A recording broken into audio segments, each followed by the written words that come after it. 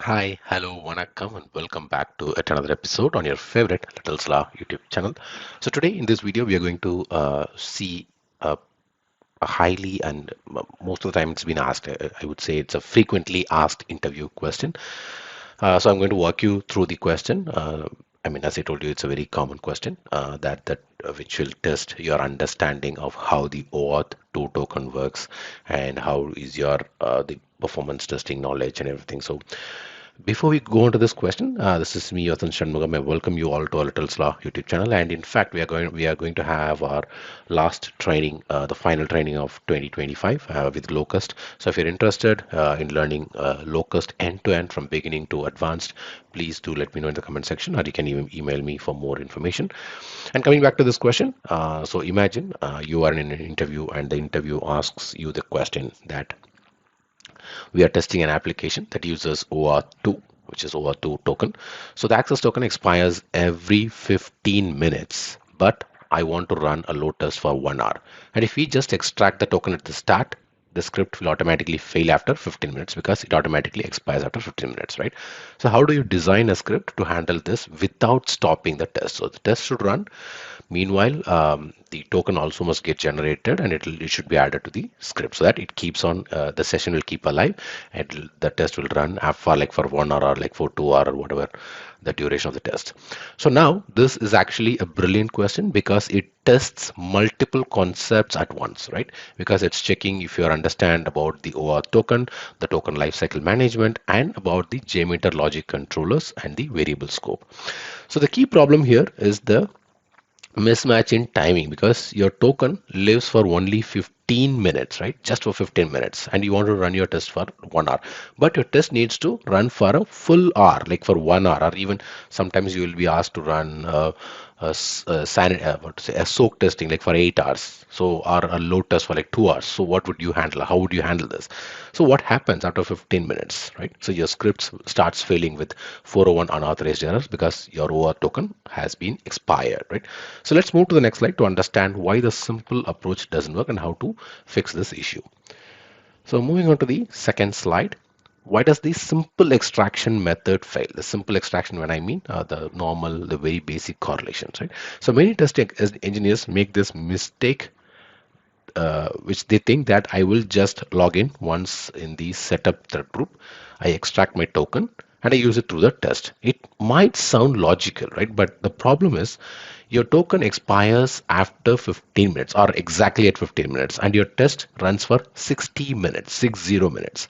So after that 15-minute mark, every single request you make returns a 401 unauthorized error because the token is no longer valid and your test essentially becomes useless after the first 15 minutes.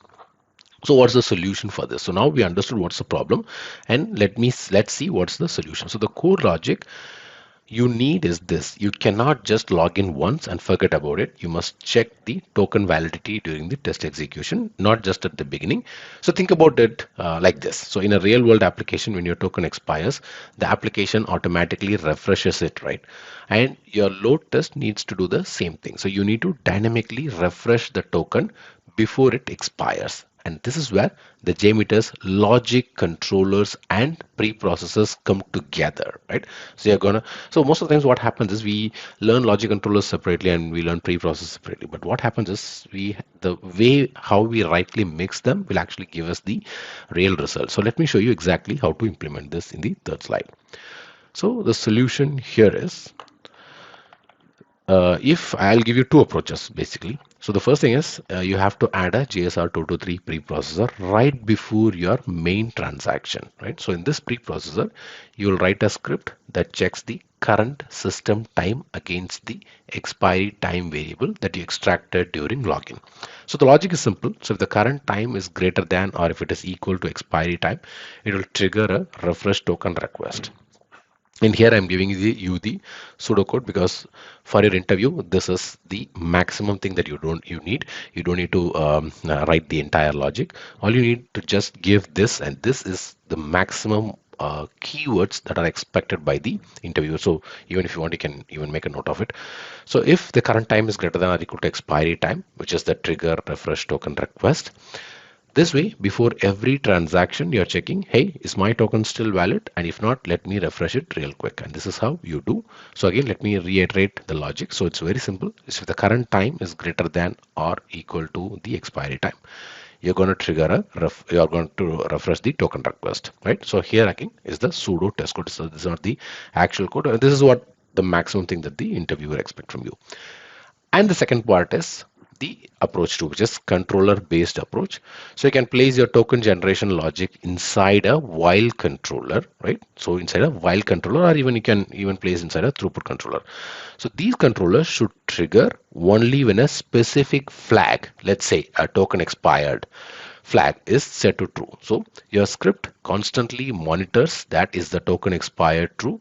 If yes, it will execute the token refresh logic. If no, it will skip it and continue the test. So both approaches work beautifully, and this is what the real time, the real way where you fix this issue, and this is what even in the interview is required. So just understand the pseudocode both with the JSR223 preprocessor and with the controller based approach. So the key takeaway here is this. So the token management must be dynamic and time aware, and it should not be static.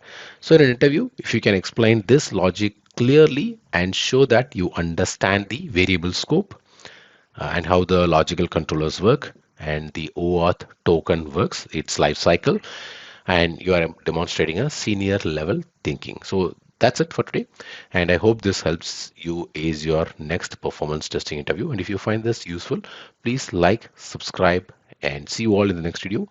And in fact, we're going to discuss a lot of other questions, a lot of other interview questions in the upcoming videos. So if you're interested to crack your JMeter interview questions, please do subscribe to Little Sly YouTube channel.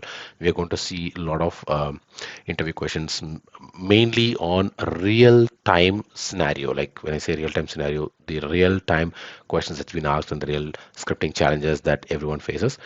So please do reach out to watch other videos. And until I see you all in the next video, it's bye bye from Vasan Shanmugam and your favorite Little Sla YouTube channel. Take care and bye bye.